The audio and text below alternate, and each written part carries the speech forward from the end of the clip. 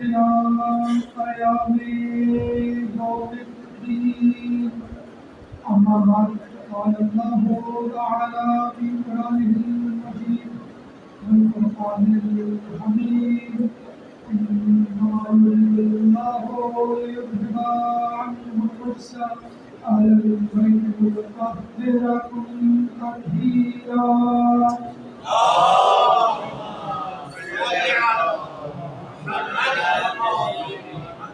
رب اشرح لي صدري ويسر لي أمري واحلل عقدة من لساني يفقهوا قولي.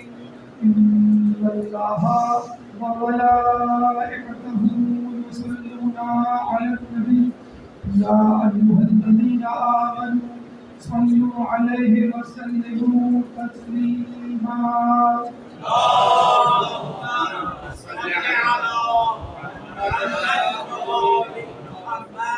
اللہ تعالیٰ کے شکر گزار ہیں کہ اس نے ہمیں اشرف المخلوقات بنایا، اور اس کے بعد شکر اس بات کا کہ اس نے ہمیں مسلمان گھرانے میں پیدا کیا، اور سب سے بڑھ کر شکر اس نعمت کا کہ جس نعمت کے وسیلے سے اس نے ہمیں دامن ولایت علی بن ابی طالب سے متمسک کیا۔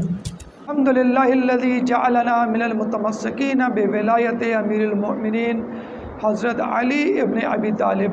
اللہم صلی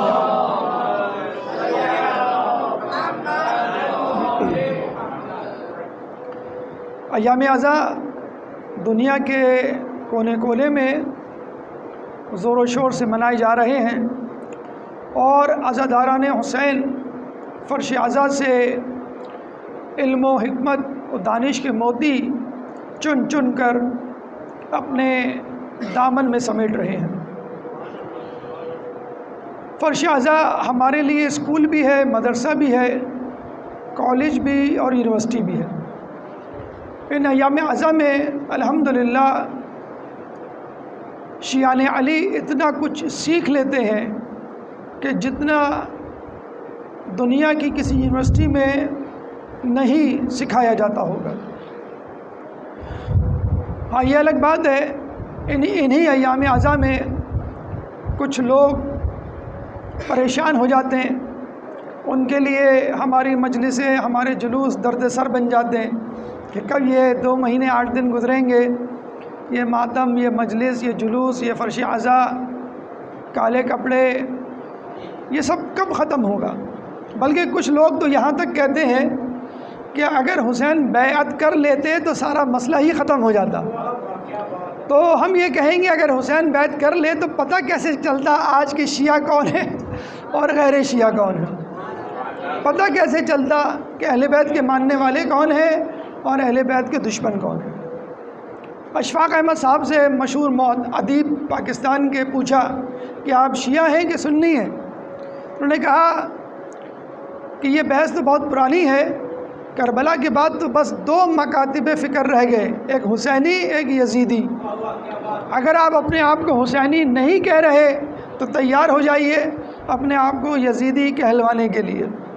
جب بھی ہم کہتے ہیں، جب بھی کسی بحث و تکرار سے آپ کا سامنا ہو اور وہ بات آپ کی نہ مانے تو آپ کہیں کہ بھئی ہم ہاتھ اٹھا کے دعا کرتے ہیں، آپ اپنے لیے دعا کریں، میں اپنے لیے دعا کرتا ہوں کہ اللہ مجھے حسین کے ساتھ قیامت میں محشور کر، اور آپ دعا کریں کہ آپ کو یزید کے ساتھ قیامت میں محشور کر، تو پتہ چل جائے گا کہ آپ کی حقانیت کتنی ہے اور میری حقانیت کتنی ہے۔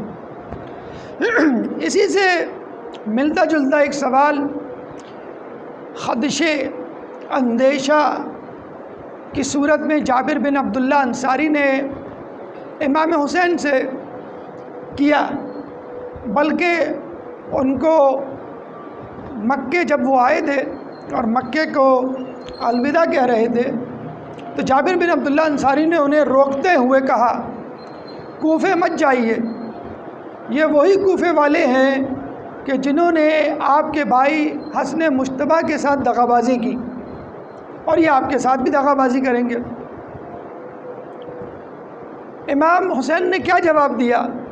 یہ نہیں کہا کہ تم فکر نہ کرو، میں بالکل ایکٹیو الرٹ ہوں، مجھے کوئی نہیں دھوکہ دے سکتا، بلکہ امام حسن سے بھی کسی نے کیا خوب کہا اور امام نے کیا جواب دیا۔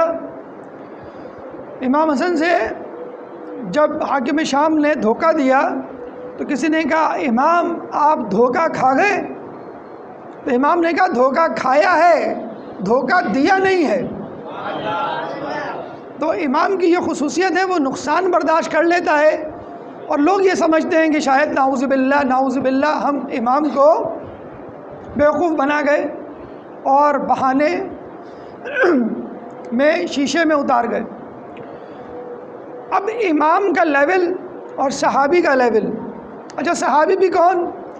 رسول کی زندگی دیکھا ہوا صحابی، امام علی کی دیکھی ہوئی زندگی، امام حسن کی دیکھی ہوئی زندگی، اور اب چوتھی نسل امام حسین، پھر اس کے بعد امام زین العابدین، اور پھر امام باقر علیہ السلام۔ ایک درود پڑھتے محمد والے محمد۔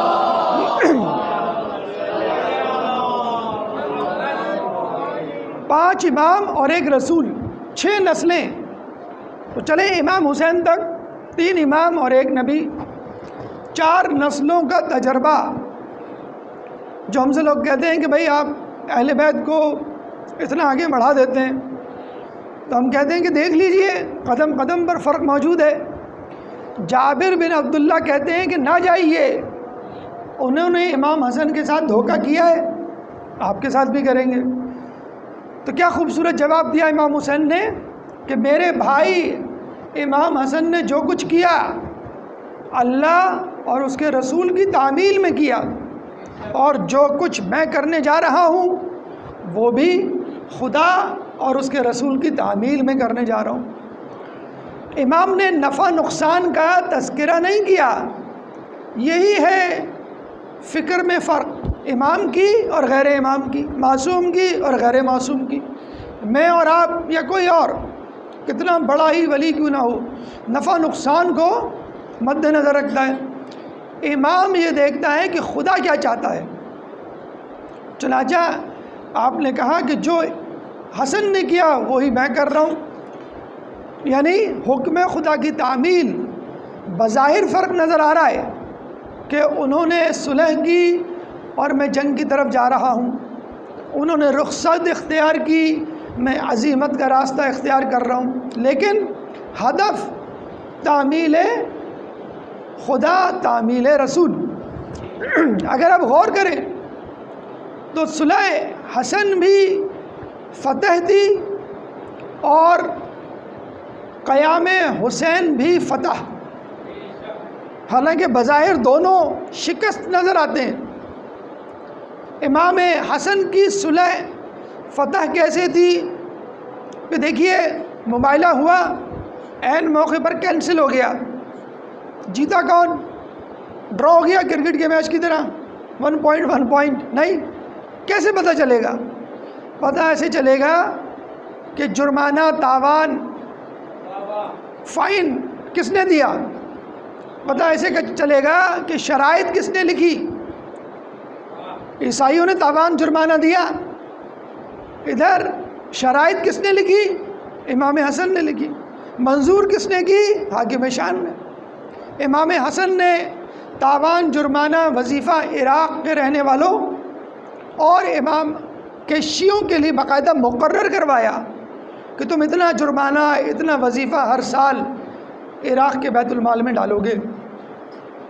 وہ اور بات کہ شرائط میں سے کسی شرط پر عمل نہیں ہوا۔ ارے تم سے بہتر تو عیسائی تھے، حاکم شام اور اس کے حواریوں سے بہتر تو عیسائی تھے کہ جنہوں نے جرمانہ اور تاوان دینا قبول کیا اور دیا بھی۔ تو مسلمانوں کو تو یہ پرانی عادت ہے نا، ٹیکس بچانے کی، اور جسے کہتے ہیں کہ اپنا منافع پورا کرنے کی۔ بہرحال تو صلح امام حسن کی ہوئی۔ امام حسین بھی جس مقصد کے لیے گئے، کس مقصد کے لیے؟ جیتنے کے لیے۔ وہ تو پہلے کہہ چکے تھے کہ میرا سر یہاں کٹے گا، لاش یہاں گرے گی، تم لوگوں کو جانا ہے تو چلے جاؤ۔ تو مرنا یا جینا دلیل نہیں ہے فتح کی، دلیل یہ ہے کہ آپ کا نام زندہ رہے۔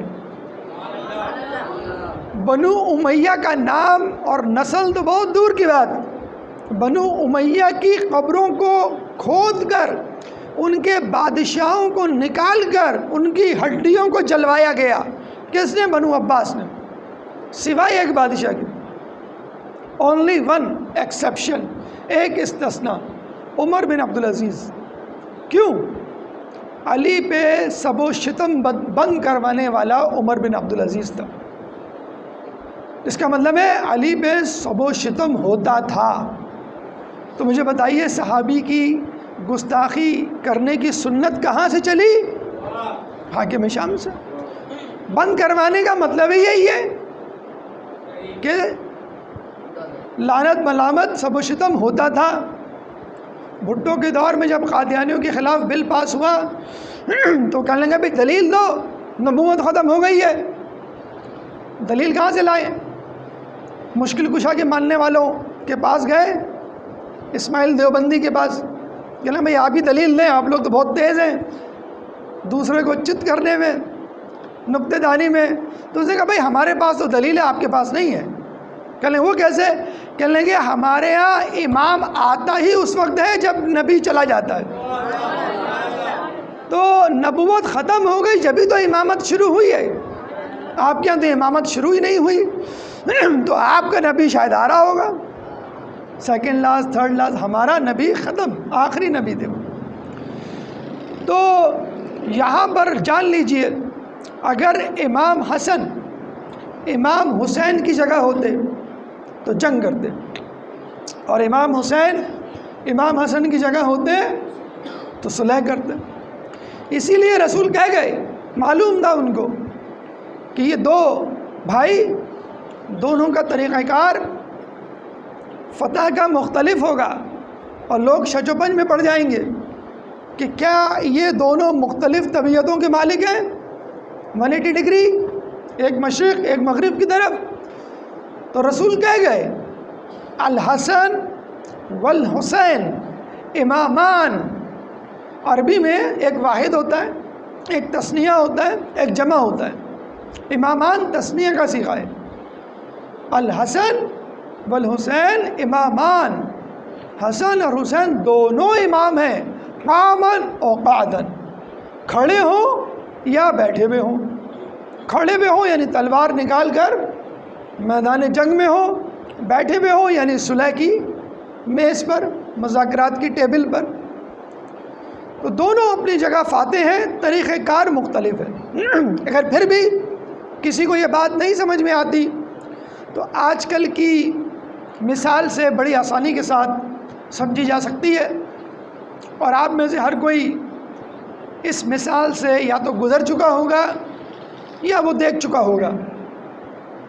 مثلا ایک شخص کی انگلی میں پھوڑا نکلتا ہے، وہ ڈاکٹر کے پاس جاتا ہے، ڈاکٹر کہتا ہے گھبرانے کی کوئی بات نہیں ہے، ہلکا سا مرہم لگا لیں، برم پٹی کی بھی ضرورت نہیں ہے، بس یہ گولی دے رہا ہوں یہ کھا لیں، اسے زخم سوکھ جائے گا۔ اب آپ جاتے ہیں ڈاکٹر کی دوا بھی بھول جاتے ہیں، تکیے کے نیچے جیسے ہم نے قرآن رکھا ہوا ہے شیلف کے اوپر، پڑھنا نہیں ہے، اسے ہدایت نہیں لینی، تو وہ پرسکرپشن تکیے کے نیچے، اور زخم میں نہ مرہم نہ پٹی، پانی لگ رہا ہے، گرد دھول مٹی۔ اب ہوتا کیا ہے، وہ زخم بڑھتا رہتا ہے، مہینہ 2 مہینہ سال بھر بعد اب آپ سوچیں وہ زخم کیا بن جائے گا، ناسور، کینسر۔ اب آپ 1 سال بعد جاتے ہیں ڈاکٹر کے پاس، وہ ڈاکٹر جا چکا ہوتا ہے، دوسرا ڈاکٹر بیٹھا ہوتا ہے، آپ کہتے ہیں بھئی یہ مسئلہ ہو گیا کیا کروں میں؟ تو ڈاکٹر دیکھتے ہی کہتا ہے آپریشن ہوگا، چیرا لگے گا۔ تو کہیں عجیب ڈاکٹر ہیں آپ کی ڈگری الگ ہے کیا، آپ کہیں اور سے آئیں کیا؟ کیوں بھئی 1 سال پہلے جو ڈاکٹر تھے انہوں نے تو کہا تھا دوا سے ٹھیک ہو جائے گا۔ انہوں نے کہا 1 سال پہلے آپ کا مرض کم تھا، اس قابل تھا کہ دوا سے ٹھیک ہو جاتا، لیکن اب اتنا بڑھ گیا ہے کہ چیرا لگانا پڑے گا۔ تو وہ بھی ٹھیک تھا ڈاکٹر اپنی جگہ، میں بھی ٹھیک ہوں۔ تو امام حسن کے دور میں مرض اسلام کے اندر جو مرض تھا وہ ایسا تھا کہ صلح صفائی سے حل ہو سکتا تھا، لیکن امام حسین کے دور میں تلوار کی ضرورت تھی. جو کہتے ہیں گھی سیدھی انگلیوں سے نہ نکلے تو پھر اسے ٹیڑھی انگلی سے نکالنا پڑتا ہے. ایک درود پڑھ دے محمد والے محمد میں.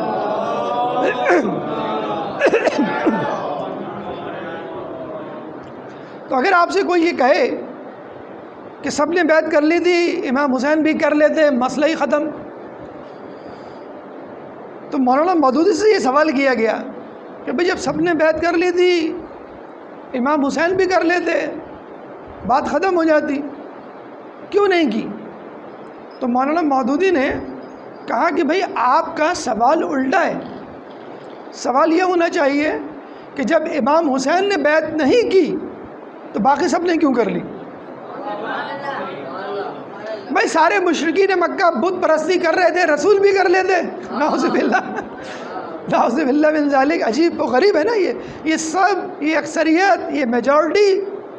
بل اکثرهم لا يعلمون، بل اکثرهم لا يفلحون، بل اکثرهم لا يعقلون. اکثریت فلاح پہ نہیں ہے، اکثریت عقل نہیں رکھتی، اکثریت عمل پیرا نہیں ہوتی. 80 سے زیادہ مقامات پر قرآن اس نام نہاد جمہوریت کی نفی کرتا ہے. جو ہم کہتے ہیں نا ڈیموکریسی، میجورٹی از اتھارٹی، ہمارے یہاں قرآن میں اللہ علیہ اعلان فرماتا ہے اے رسول اگر تم اکثریت کے کہنے پر چلو تو یہ تمہیں گمراہ کر دیں. اکثریت کہاں تھی؟ کربلا کے میدان میں 30,000، اور یہاں چند 100 یا 72. تو میجورٹی کو نہیں دیکھنا، آپ نے دیکھنا ہے حق پہ کون ہے. اسی لیے رسول فرما گئے عمار یاسر سے کہ دیکھو اگر ساری دنیا ایک طرف ہو اور علی ایک طرف تو تم اس راستے پہ چلنا جہاں پر علی ہو. یہی وجہ ہے کہ جنگ صفین میں عمار یاسر نے اس لشکر کا انتخاب کیا کہ جس کے رئیس علی تھے. واللہ اگر دونوں فوجیں مل جاتی اور علی اکیلے کھڑے ہوتے تو عمار یاسر وہاں پہنچ جاتے. جبھی عمار یاسر کو جب شہید کیا گیا تو لوگوں میں ایک غلغلہ مچ گیا، ارے عمار یاسر شہید ہو گئے، عمار یاسر شہید ہو گئے. لوگوں نے کہا تو کیا ہوا؟ بہت سے لوگ مارے جا رہے ہیں، عمار یاسر بھی مر گئے. کہیں گے نہیں، رسول نے کہا تھا کہ عمار یاسر کو ایک باغی گروہ قتل کرے گا. اب اندازہ لگا لیجئے باغی گروہ کس طرف تھا، علی کی طرف یا حاکم شام کی طرف. ان میں سے چند احمقوں نے یہ کہا ارے عمار یاسر کو ہم نے نہیں قتل کیا، ان لوگوں نے قتل کیا ہے جو عمار یاسر کو بہلا پھسلا کر اپنے ساتھ لے کر آئے تاکہ ہمارے سامنے کر دیں. علی کو جب یہ خبر پہنچی، یہ بچکانہ دلیل ان تک پہنچی تو علی نے کیا کہا؟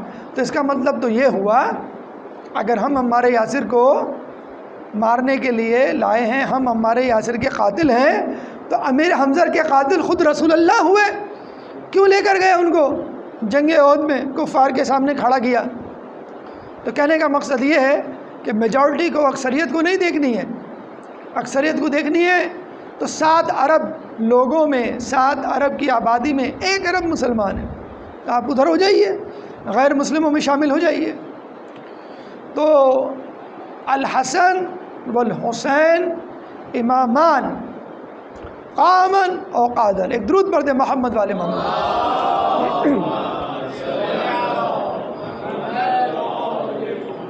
اچھا کوئی دلیل کہ قربانی دینی چاہیے، جان دینی چاہیے، شہادت دینی چاہیے، چھوٹی موٹی قربانی سے کیا مسئلہ حل نہیں ہو سکتا؟ تو اللہ تعالیٰ سورہ زاریات آیت نمبر 51، سورہ زاریات قرآن کا 56واں سورہ ہے، چیپٹر 56 ورس نمبر 51 میں اللہ تعالیٰ فرماتا ہے وَمَا خَلَقْتُ الْجِنَّ وَالْإِنسَ إِلَّا لِيَعْبُدُونَ، کہ ہم نے جن و انس کو نہیں پیدا کیا سوائے اس کے کہ وہ ہماری عبادت کریں. عبادت کیا فقط نماز کا نام ہے، فقط حج کا نام ہے، فقط زیارت کا نام ہے، کیا فقط زکوٰۃ دینے کا نام ہے، تسبیح و تحلیل؟ نہیں. ہر وہ کام جو آپ اللہ کی اطاعت میں انجام دیں، رضائے الہی کے لیے انجام دیں، قربتاً الی اللہ کو ذہن میں رکھتے ہوئے انجام دیں، وہ عبادت ہے۔ اسی لیے جب کہا گیا کہ مدینے کی مسجد کو چھوڑو تو امام نے مسجد کو چھوڑ دیا، مکے کی طرف چلے گئے۔ پھر کہا نہیں، بیت اللہ کو بھی چھوڑو، حج کو منسوخ کرو۔ آپ نے حج بڑی جیسی عبادت کو بھی منسوخ کیا۔ پھر کہا کربلا چلو، تلوار نکالو، تلوار نکالی، بھائی ظہر کا وقت ہو گیا ہے، نماز ادا کرو۔ اب آپ کہیں بھائی ٹیمپو بن گیا ہے، اب جوش جذبہ، بس اب مجھے 2-4 لڑکانے دو اور پھر میں نماز پڑھوں گا جب بریک ہوگا، کرکٹ میں تو لنچ ٹائم، واٹر ٹائم۔ نہیں، ظہر کی نماز، ظہر کی نماز کے بعد پھر گھمسان کی جنگ، عین موقع پر جب جنگ اپنی عروج پر تھی، یا ایتھا النفس المطمئنہ ارجعی الی ربک راضیۃ مرضیہ فادخلی فی عبادی وادخلی فی جنتی۔ بس بہت ہو گئی حسین، اب اپنے رب کی طرف جاؤ، اس کے عبادت گزار بندوں میں اور اس کی جنت میں داخل ہو جاؤ۔ تو یہ جو موڈ سوئنگز ہے نا، بار بار اپنے حکمت عملی کو تبدیل کرنا، یہ اپنے لیے نہیں ہے، خدا کے لیے۔ اسی لیے اللہ چاہتا ہے، ہم سے مطالبہ کرتا ہے کہ اللہ کے بندے بنو، عابد نہ بنو۔ عابد اپنی نمازیں گنتا ہے، عابد قرآن کے صفحے گنتا ہے، عابد تسبیح و تحلیل کاؤنٹ کرتا ہے۔ عبد، خدا کا بندہ، یہ دیکھتا ہے کہ خدا کی رضا کس میں ہے۔ اسی لیے اللہ تعالیٰ جب رسول کو اس کی خصوصیات کے ساتھ یاد کرتا ہے تو کبھی کہتا ہے یاسین، کبھی طٰہٰ، کبھی مزمل، کبھی مدثر، کبھی احمد، کبھی محمد، لیکن جب اپنے پاس بلاتا ہے تو کہتا ہے یا سبحان الذی اسریٰ بعبدہ لیلا من المسجد الحرام الی المسجد الاقصی۔ پاک ہے وہ ذات جو اپنے بندے کو لے گئی، اپنے نبی کو نہیں، اپنے رسول کو نہیں، یاسین و طٰہٰ، مزمل، مدثر کو نہیں، بلکہ اپنے بندے کو لے گئی۔ تو اصل رشتہ بندگی کا ہے، جس کا اظہار امام نے ہر جگہ، چاہے وہ مدینے میں ہو، چاہے وہ مکے میں ہو، چاہے وہ کربلا کے میدان میں ہو، جس کا اظہار کیا۔ اسی لیے اللہ تعالیٰ سورہ انعام آیت نمبر 162، سورہ انعام قرآن کا 6واں سورہ ہے، چیپٹر 6 ورس نمبر 162، آپ کو بتلاتا ہے کہ بندگی کسے کہتے ہیں، عبادت کسے کہتے ہیں، اطاعت کسے کہتے ہیں، اتباع کسے کہتے ہیں۔ حقیقت میں انسان کو کیا ہونا چاہیے، کس چیز کی فکر ہونی چاہیے؟ تو جب اللہ کہتا ہے کہ اے انسان، اے جن و انس، میں نے تم لوگوں کو اپنی عبادت کے لیے پیدا کیا، تو آپ کا جواب کیا ہوگا؟ ارے عبادت، ان صلاتی و نسکی و محیای و مماتی للہ رب العالمین، میری نماز، میری قربانی، میرا جینا، میرا مرنا سب تیرے لیے۔ فقط نماز نہیں، فقط قربانی نہیں، بلکہ میں جیوں گا، سانس لوں گا تیرے لیے، اور کبھی جان دینے کی باری آئی تو بھی تیرے لیے۔ اور اگر لیو لائک حسین، لیو لائک علی اور ڈائی لائک حسین ہو جائے تو پھر کیا کہنے۔ ایک درود پڑھ دے محمد والے محمد۔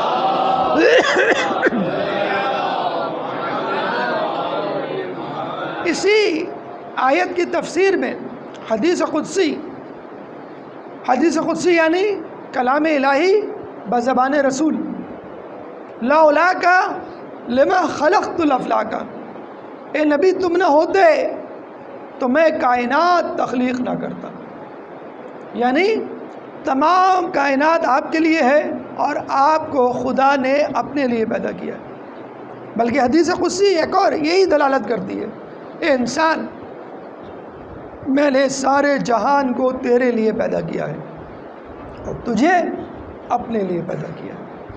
نہ تو زمین کے لیے ہے نہ آسماں کے لیے، جہاں ہے تیرے لیے، تو نہیں جہاں کے لیے۔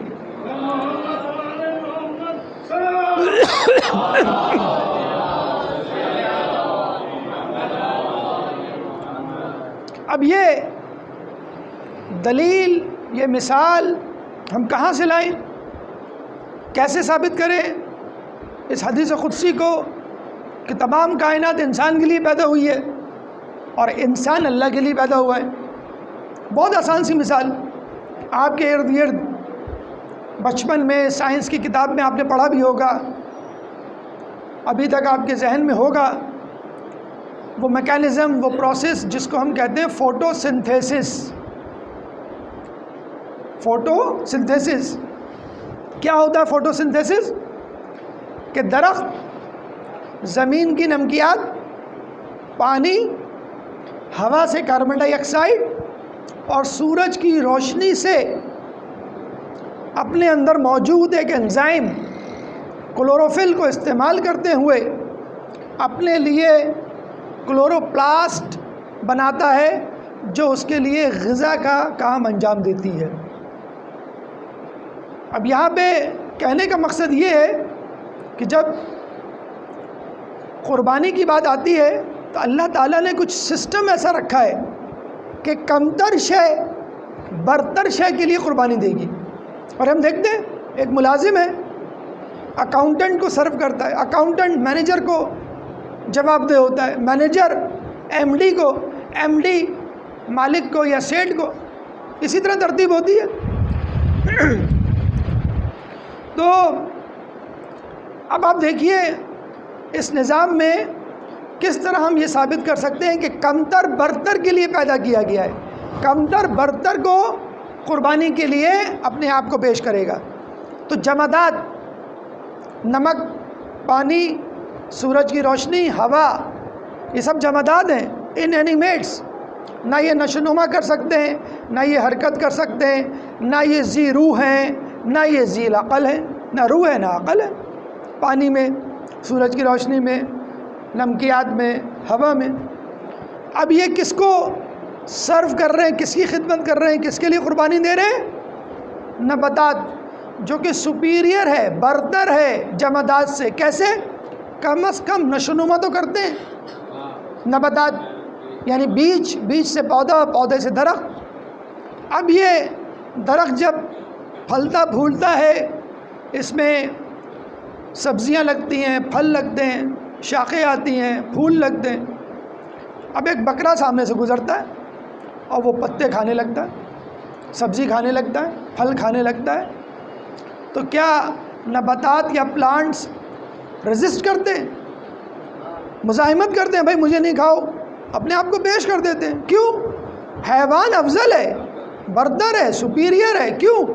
نشونما کر سکتا ہے، بچہ پھر بڑا، اس کے علاوہ ذی روح ہے، اس کے اندر روح ہے، ہاں عقل نہیں ہے، ٹھیک ہے؟ تو بکرا یا گائے یا بھیڑ یا اونٹ وہ درخت کو استعمال کرے غذا کے طور پہ، کوئی مسئلہ نہیں۔ اب یہ اونٹ یا بکرا یا بھیڑ سراب کوٹ پہ بکرا منڈی میں کھڑے ہوئے، اب حضرت انسان جاتے ہیں، بھاؤ تاؤ کر کے لے آتے ہیں، اور بقرعید میں ریسلنگ ہوتی ہے، پھر وہ پٹخ دیتے ہیں، وہ کچھ نہیں کرتا بیچارہ، ذبح ہو جاتا ہے، اللہ اکبر اللہ اکبر، پھر آپ اس کا باربیکیو بناتے ہیں۔ تو حیوان تو نہیں کہتا بھائی یار یہ کیا کر رہے ہو تم، یہ تمہیں تمیز نہیں ہے، تم ذرا، میں تم کو اگر ایسا کروں، ارے بھائی تم حیوان ہو، تم میری خدمت کے لیے پیدا ہوئے ہو۔ کیوں؟ حیوان میں حرکت بھی ہے، نشو نما بھی ہے، روح بھی ہے، لیکن عقل، انسان کے اندر عقل ہے۔ تو یہ میری جائز حرکت ہے، جائز وظیفہ ہے، یہ میرا حق ہے، میرا استحقاق ہے کہ میں اپنے سے کمتر چیز پر حکم کروں، حکم چلاؤں اور اس کو استعمال کروں۔ اور اللہ تعالیٰ نے سسٹم ایسے ہی رکھا ہے، فوڈ چین بھی کہہ سکتے ہیں اس کو آپ۔ اب یہ انسان جس کے پاس سب کچھ ہے، اب یہ کس کے لیے قربان ہو؟ امی میری اس لڑکی سے شادی نہ ہوئی تو میں گولی کھا کے خودکشی کر لوں۔ ڈیڈ میرے اس لڑکے سے شادی نہیں ہوئی تو میں اپنے آپ کو شوٹ کر لوں گی۔ احمق ہے ایسا انسان جو اپنے ہی جیسے انسان کے لیے قربانی دے رہا ہے۔ ہم عمر سعد کو لعنت ملامت کرتے ہیں، زہیر بن قین کو نہیں کرتے، یا کربلا میں دونوں طرف تھے نا لوگ، حسینی کیمپ میں بھی تھے، یزیدی کیمپ میں بھی. تو کیا وہ بہادر نہیں تھے جو یزیدی کیمپ میں تھے؟ کیا وہ قربانی نہیں دے رہے تھے؟ کیا ان کی گردنیں نہیں کٹ رہے تھے؟ بھئی یہ تو ایک متعصبانہ سوچ ہو گئی نا کہ بھئی آپ ان کی سائڈ لے رہے ہیں، ان کی سائڈ نہیں لے رہے. تو ان کی سائڈ لینے والا تو ہم کہیں گے ہم ان کی سائڈ اس لیے نہیں لیں گے کہ وہ اپنے سے کمتر چیز کے لیے قربانی دے رہے تھے، وہ رے کی گورنری کے لیے قربانی دے رہے تھے، اور حسینی کیمپ کے لوگ اللہ کے لیے قربانی دے رہے تھے. تو انسان کو قربانی دینی چاہیے اپنے سے برتر چیز، اپنی برتر شے کے لیے، اور اس سے برتر شے یعنی اشرف المخلوقات، دیٹس اٹ. مخلوقات میں کوئی نہیں ہے. مخلوقات یہ تو پیسہ منصب تو بہت چھوٹی چیز ہے، یہ تو جمادات میں شامل ہوگا، نباتات حیوانات اس کے بعد آتے ہیں. تو انسان کو کس کے لیے قربانی دینی ہے؟ اپنے سے برتر کون بچا؟ پروردگار. لوگ کہتے ہیں بھائی پروردگار کے لیے اگر ہم قربانی دیں گے ہم تو مر مٹ جائیں گے، ہم تو فنا ہو جائیں گے.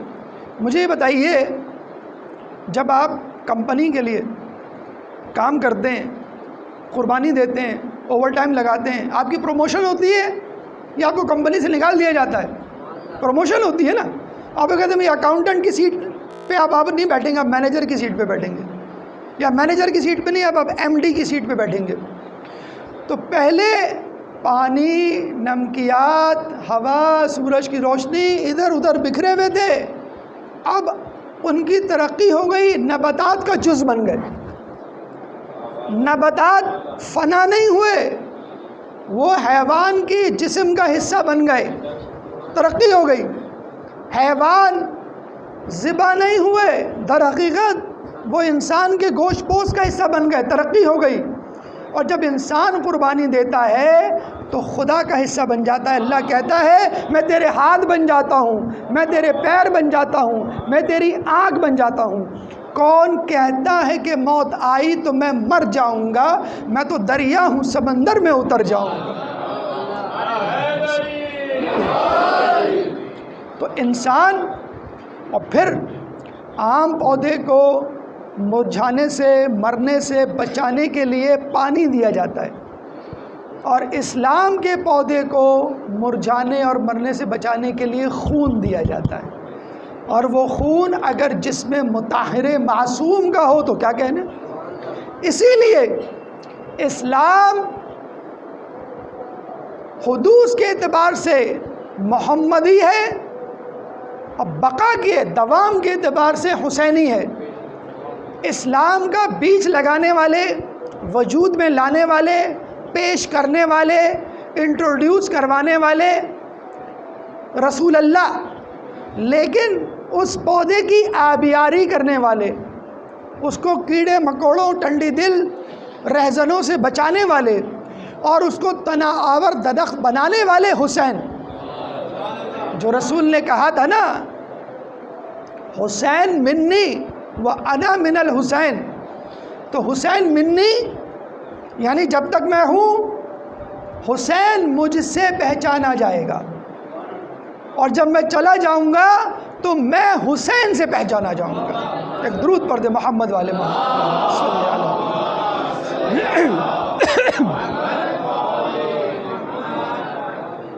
دیکھیے فائدے کی اگر ہم بات کر لیں کہ اس قربانی کا فائدہ کیا ہوتا ہے، ترقی والی مثال سمجھ میں آ گئی.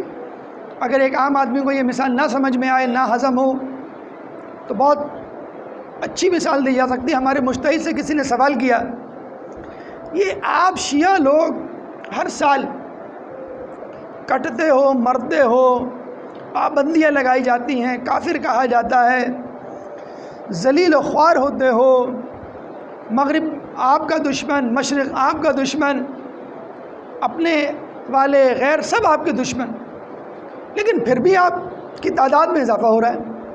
کرونا ہو، زلزلہ ہو، مکہ مدینہ ویران ہو گیا، کربلا بھی آباد ہے.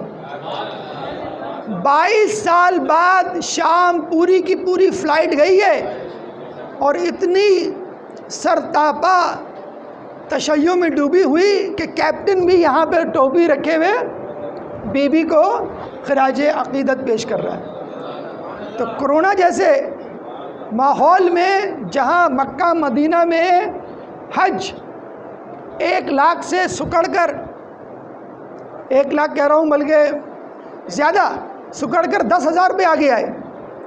مجھے کہہ رہے نا کہ محمد بن سلمان نے ایکسپینشن جو تعبیرات کی ہے وہ اس لیے کی ہے کہ تعداد کو زیادہ سے زیادہ بڑھانا ہے تاکہ لاکھوں افراد کروڑ افراد جو ہے وہاں پہ ایکوموڈیٹ کر سکیں آ سکیں.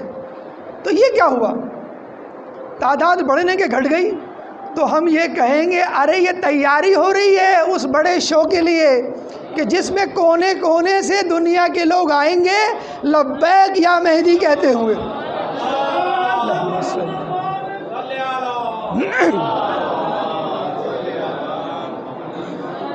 تو پوچھا گیا کہ آپ شیعہ لوگ مرتے مرتے مرتے پھر بھی زندہ رہتے ہو، پھر بھی آپ کی عزاداری، پھر بھی آپ کے جلوس، اتنی تعداد. تو انہوں نے کہا کہ تم نے سنا ہوگا کہ جنگلی کبوتروں کی نسل ختم ہو گئی، صحرائی چھپکلی دنیا سے چلی گئی، صحرائی سانپ نہ رہے، ڈائناسورس ختم ہو گئے. کبھی تم نے سنا بکرے کی نسل ختم ہو گئی، دمبے کی نسل ختم ہو گئی، اونٹ دنیا سے ختم ہو گیا، بھیڑ اب نہیں رہی؟ کیوں کہ بھیڑ، دمبے، بکرے، اونٹ اللہ کی راہ میں ذبح ہوتے ہیں. اگر ڈائناسور، جنگلی کبوتر، صحرائی چھپکلی اللہ کے نام پر ذبح ہوتے تو آج ان کی بھی نسل قائم ہوتی. میں کہوں گا اللہ تو کیا بس یہی اتنا کہ اگر جانور ذبح ہو اللہ کے نام پر تو اس کی نسل باقی رہے گی؟ تو خدا کی طرف سے ضرور جواب آئے گا اگر انسان میرے لیے ذبح ہوگا تو اس کی نسل بھی قائم رہے گی، اس کا نام بھی قائم رہے گا. اللہم صلی علی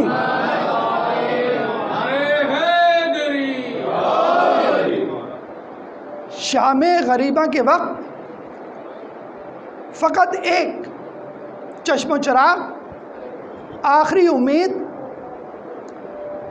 نسل محمدی کی، بیمار کربلا، فقط ایک. اور اتنا بیمار کہ لوگ جب آئے مارنے تو دوسروں نے کہا ارے یہ تو 2 دن کا مہمان ہے، چھوڑ دو اس کو، یہ تو مر جائے گا. اب لوگ کہنے لگے کہ نسل محمدی ختم ہونے والی ہے. آپ کو معلوم ہے ایٹ دا سیم ٹائم، بالکل اسی وقت شام، کوفہ، مدینہ، مکہ، جہاں جہاں سلطنت بنو امیہ تھی، 12,000 جھولوں میں 12,000 شہزادے سونے کا چمچہ لیے ہوئے لیٹے ہوئے تھے. لوگوں نے کہا نسل محمدی کا ایک چشم و چراغ، وہ بھی بیمار، اور بنو امیہ کے 12,000 شہزادے، ارے ہو ہی نہیں سکتا کہ بنو امیہ کی نسل قائم نہ رہے. نعوذ باللہ سورہ کوثر کا مذاق اڑایا جا رہا تھا. ارے کہاں گیا وہ محمد جس کے لیے کوثر اتری، انا اعطیناک الکوثر فصلی لربک منحر ان شانک الابتر. ارے اب تو محمد ہی ابتر نعوذ باللہ ہو جائے گا. عاص بن وائل برمونے، اب کہاں گئے وہ بنو امیہ؟ ان کا نام رکھنے والے نہیں، ان کی قبروں میں ان کے مردے موجود نہیں. نسل سادات، نسل تشیع دنیا کے کونے کونے میں. آپ نمائش کے جلوس کو دیکھ کے خوش ہوتے ہیں؟ جائیے سویم میں گلستان جوہر کے جلوس کو دیکھیے جو ان قریب نمائش کے جلوس کو پیچھے چھوڑنے والا ہے. اور اگر آپ کو دنیا کا ادراک ہے تو آسٹریلیا میں میلبورن کے جلوس کو دیکھیے جو نمائش کے جلوس کو پیچھے چھوڑنے والا ہے. 10,000 سے زائد لوگ پچھلے سال تھے. تو نسل تشیع، نسل محمدی ہر ایسی پھیلی کہ رشیا، جاپان، فون آتے ہیں مولانا صاحب میں کوریا سے بات کر رہا ہوں، مجلس پڑھ دیں. میں نے کہا کوریا؟ وہاں کہاں سے مجلس؟ کہ یہاں بہت مومنین ہیں. مولانا صاحب مجلس پڑھ دیں، جاپان میں امام بارگاہ بنائی ہے ہم نے. نہیں. ارے کیا ہوا؟ ارے بھیا مومنین آئے ہوئے. تو آپ دیکھیے مومنین کہاں کہاں پہنچے ہوئے ہیں، اور آپ کہہ رہے تھے کہ یہ تو بس 4 دن کا مہمان ہے. تو اللہ اگر کوئی انسان خدا کے لیے ذبح ہوتا ہے تو اس کا نام بھی باقی رہتا ہے اور اس کی نسل بھی باقی رہتی ہے۔ اللہ بہت برا مناتا ہے اگر آپ کسی کو مرحوم کہہ دیں۔ لوگ کہتے ہیں نا کہ بھائی تم لوگ اہل بیت سے مانگتے ہو، رسول سے مانگتے ہو، امام سے مانگتے ہو، تو ہم کہتے ہیں بھائی اگر کوئی شخص سامنے کھڑا ہو اس سے تو مانگ سکتے ہیں نا؟ کہنے ہاں، کہنے ہم نے کب کہا کہ وہ مردہ ہیں؟ آپ کہتے ہوں گے وہ مردہ ہیں۔ اللہ سورہ بقرہ آیت نمبر 154 میں فرماتا ہے وَلَا تَقُولُوا لِمَن يُقْتَلُ فِي سَبِيلِ اللَّهِ أَمْوَاتٌ بَلْ أَحْيَاءٌ وَلَكِن لَا تَشْعُرُونَ۔ جو لوگ اللہ کی راہ میں مارے جائیں انہیں مردہ نہ کہو، وہ تو زندہ ہیں، تمہیں اس کا شعور نہیں۔ شٹ اپ، چپ ہو جاؤ، زبان اپنی بند کر لو، کہنا بھی نہیں منہ سے کہ محمد مر گئے، نعوذ باللہ، یا امام جو ہے مر گئے۔ زندہ ہیں، ہمارے تو اعمال امام کے سامنے پیش ہوتے ہیں۔ تو وَلَا تَقُولُوا لِمَن يُقْتَلُ فِي سَبِيلِ اللَّهِ أَمْوَاتٌ بَلْ أَحْيَاءٌ وَلَكِن لَا تَشْعُرُونَ۔ درود پڑھ دے محمد والے محمد۔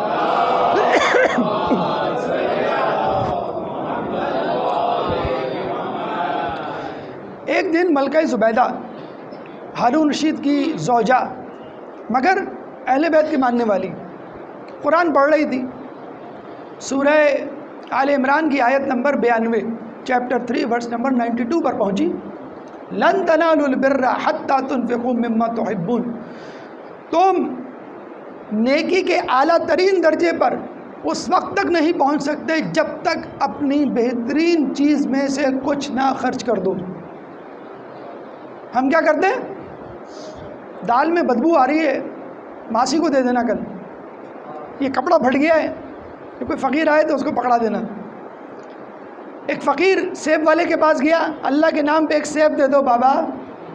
اس نے گلا سڑا سیب اٹھا کے اس کو دے دیا، یہ لے۔ اس نے سیب دیکھا، وہ تو کھانے کے قابل نہیں۔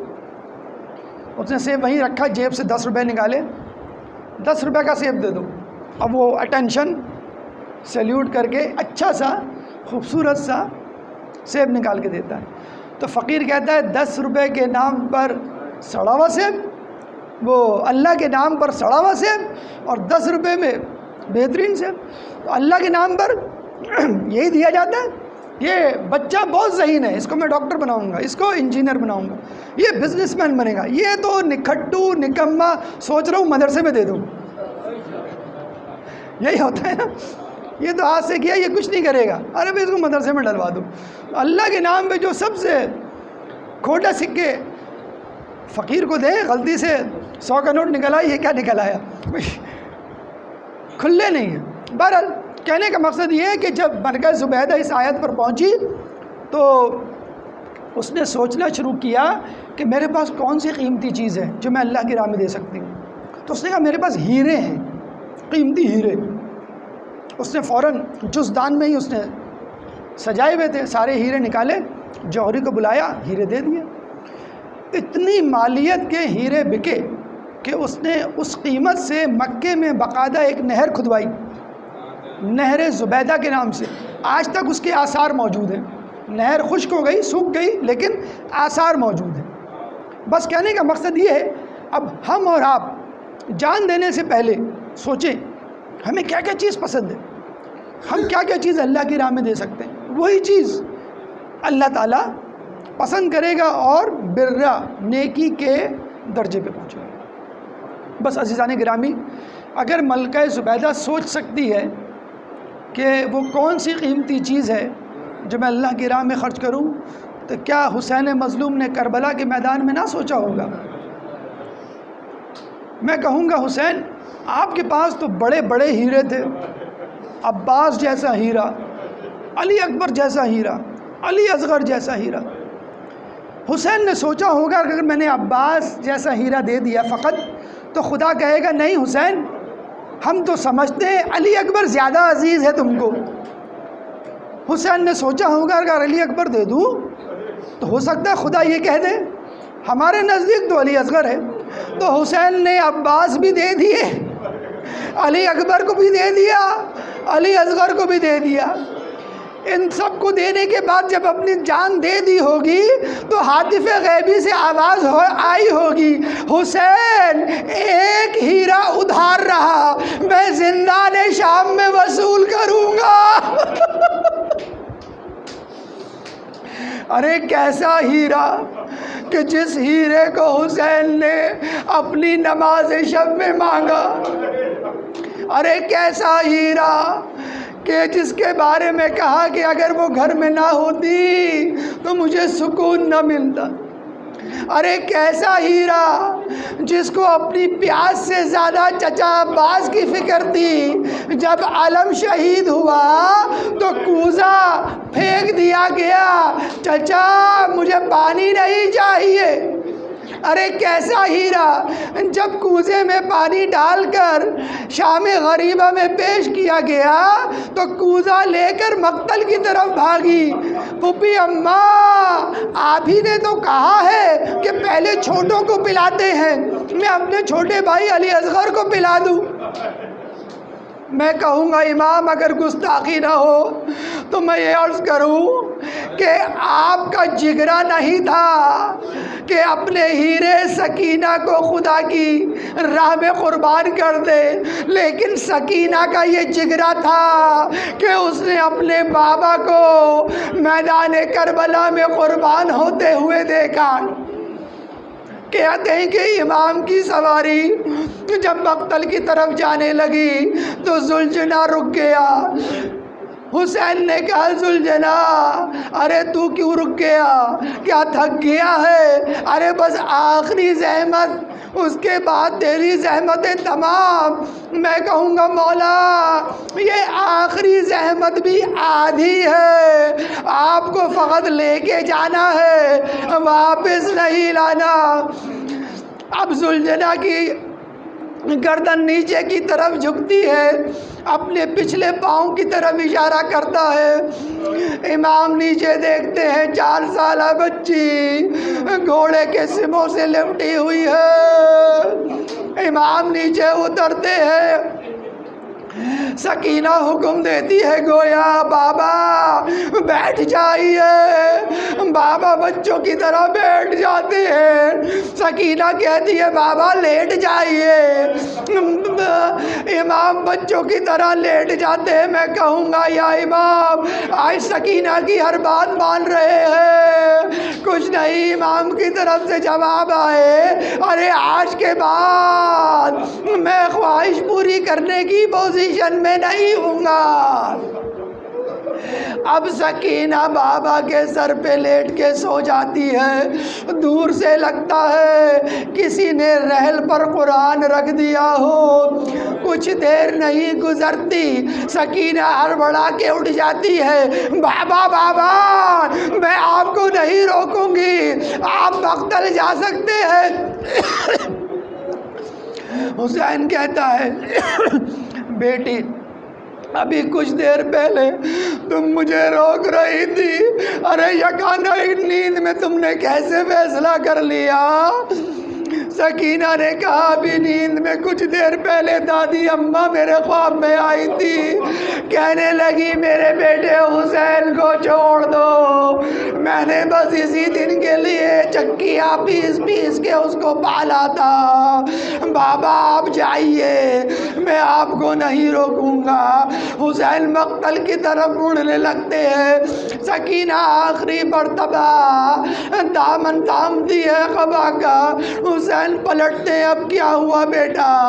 سکینہ کہتی ہے بابا جاتے جاتے بس ایک بات بتلا دیجئے، اس جہاد میں علی اکبر کا حصہ بھی تھا، اس نے کلیجے میں برچھی کھائی، چچا عباس کا حصہ بھی تھا جس نے بازو قطع کیے، علی اصغر کا بھی حصہ تھا کہ گلے میں 3 بھال کا تیر کھایا، بابا یہ تو بتلا دیجئے میرے حصے میں جہاد کا کون سا حصہ ہے؟ اب حسین بیٹھ جاتے ہیں، اس طرح بیٹھتے ہیں کہ جیسے کوئی تشہد میں بیٹھتا ہے۔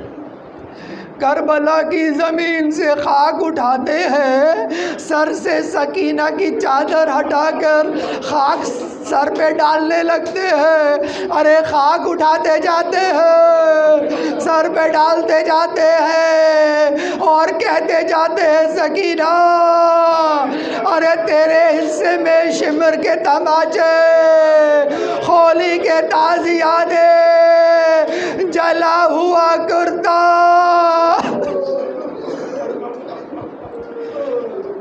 سيعلم الذي ظلموا أي منقلب ينقلبون۔ بار الہ اس حقیر سی عبادت کو اپنی بارگاہ میں قبول فرما، جو کچھ پڑھا سنا اس پہ عمل کرنے کی توفیق عطا فرما، جو پریشان حال ہیں ان کی پریشانی کو دور فرما، جو بے روزگار ہیں ان کو رزق حلال عطا فرما، جو مقروض ہیں ان کے قرضوں کو ادا فرما، جو زندان میں ہیں ان کو رہائی عطا فرما، جو سفر میں ہیں ان کو منزل عطا فرما، جو گمشدہ ہیں ان کو ان کے پیاروں سے ملا، کرونا اس جیسی متعدی بیماری سے ہم سب کو محفوظ فرما، مسلمان دنیا میں جہاں جہاں ظلم و ستم کا نشانہ بنے ہوئے ان سے ظلم و ستم کو دور فرما، امام کے ظہور میں تعجیل فرما، ہمیں ان کے انصار و اعوان میں شامل فرما۔ ربنا تقبل منا انک انت السمیع العلیم۔ ایک سورہ فاتحہ اپنے مرحومین شہدائے ملت جعفریہ کے مرحومین آیت اللہ خوئی و آیت اللہ خمینی و دیگر مراجعین، شہید ڈاکٹر عباس حیدر بانی مکتب، مولانا سید محمد علی حسینی مرحوم، مرحوم مرزا غلام حسین سلیم و سیدہ مرحومہ شہنشاہ بیگم، مرحوم محمد اکبر حسین و مرحومہ ممتاز جہاں، مرحوم الفت حسین و ولی النساء مرحومہ، مرحوم سید اصغر حسین عابدی ابن سید عطا حسین، مرحوم مرزا احمد حسن کاظمی۔ من یقرأ الفاتحہ۔ بسم اللہ الرحمن الرحیم۔ الحمد